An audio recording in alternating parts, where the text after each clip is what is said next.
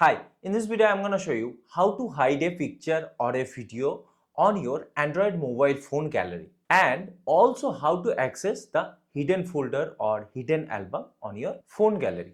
Okay, so let's get started. So first open gallery.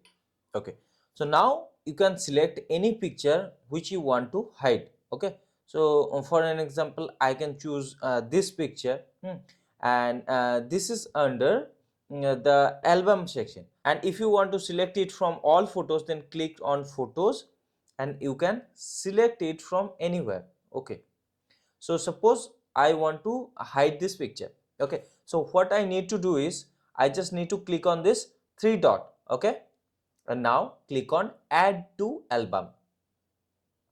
Here you can see private album. Okay, now click on it.